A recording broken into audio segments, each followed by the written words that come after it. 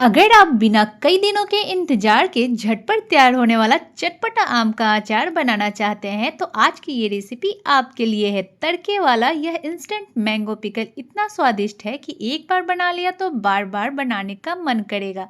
तो चलिए इस रेसिपी को हम जल्दी से शुरू करते हैं। तो इसे बनाने के लिए मैंने यहाँ पे 3 मैंगो लिए हैं।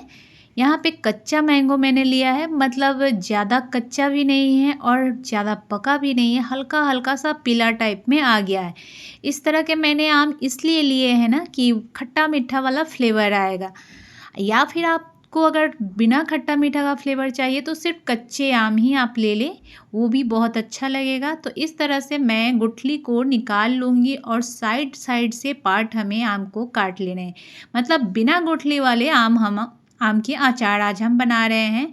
तो इसे हम साइड साइड से सारे पार्ट निकाल कर इसे छोटे छोटे टुकड़ों में हम कट कर लेंगे। इस तरह के हमें सारे पीस बना लेने हैं आम का।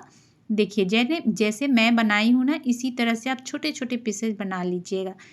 तो चलिए अब आगे हम सारे आम को इसी तरह से छोटे छोटे टुकड़ों में हम कट कर लेंगे। तो देखिए यहाँ पे मैंने सारे आम को काट लिया है। देखिए यहाँ पे मेरा आम जो है ना, कुछ पका हुआ है हल्का सा, कुछ पीला टाइप का है और कुछ कच्चा भी है।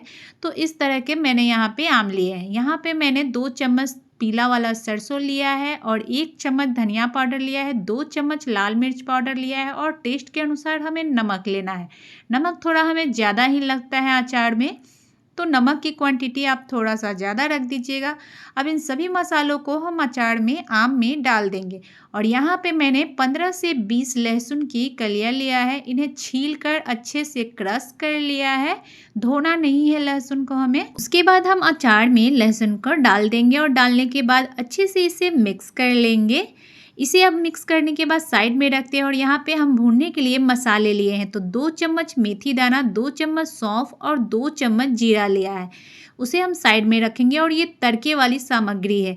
तो यहाँ पे मैंने लिया है 1 चम्मच जीरा, 1 चम्मच सरसों दाना और 1 से 1.5 चम्मच हल्दी पाउडर लिया है, 3 से 4 यहाँ पे सूखी लाल मिर्च लिया है और कुछ कढ़ी के पत्ते लिए हैं।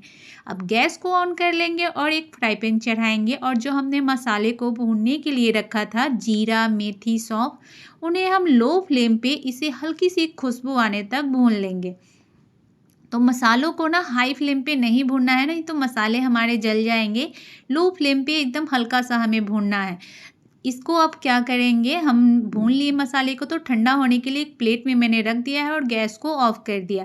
फिर से हम गैस को ऑन कर लेंगे और यहाँ पे 1 कटोरी सरसों तेल ले लेंगे और तेल को थोड़ा सा गर्म कर लेंगे। और इसमें हम जो सारी तड़के वाली सामग्री थी ना हमारी, वो सब हम इसमें डाल देंगे। और एकदम हमें मीडियम फ्लेम पे इसे हमें तड़काना है, ज़्यादा एकदम हाई फ्लेम पे नहीं करना है। सभी चीज़ों को डालने के बाद इसे अच्छे से मिक्स कर लेंगे और थोड़ी देर तड़कने देंगे। तब तक हम मसाले, हमारा ठंडा हो गया था तो मसाले को मैंने पीस लिया है। अब चलिए तड़का तो तैयार हो गया है। तो अचार में हम क्या करेंगे, जो मसाले मैंने पीस कर तैयार किया था, मेथी, सौंफ और जीरा वाला, उसमें से हम 2 चम्मच मसाले इसमें ऐड कर लेंगे और इसे मिक्स कर लेंगे। इसे मिक्स करने के बाद जो हमने तड़का बनाकर रेडी किया है, वो तड़का हम इस अचार में डालेंगे। देखिए तड़का देखने में ही एकदम टेस्टी लग रहा है और इसकी आवाज़ भी आप सुन सकते हैं। इसे डालते ही ना बहुत अच्छी खुशबू आ रही थी, बहुत ही टेस्टी लग रहा था देखने में। तो इस तरह के अचार आप ज़रूर बनाकर ट्राई कीजिएगा।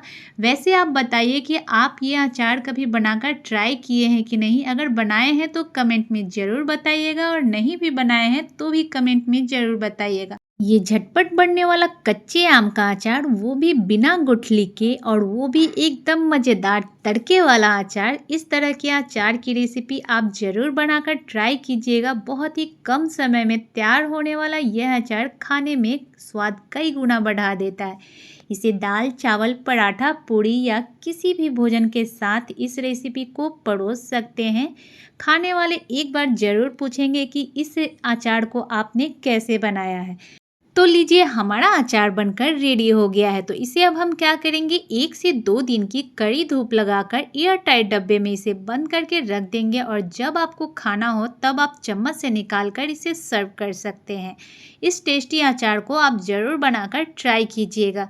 बड़ी अचार को बनाते समय कुछ चीज़ों को ध्यान में रखिएगा, जैसे कि आम को पानी से धोकर अच्छे से सूती कपड़े से पोंछकर सारा पानी हमें साफ कर लेना है। अचार में हमारा बिल्कुल पानी नहीं रहना चाहिए। तो ऐसे ही मिलती हूँ अपनी अगली वीडियो में। तो आज के लिए बस इतना ही। जय श्री कृष्ण।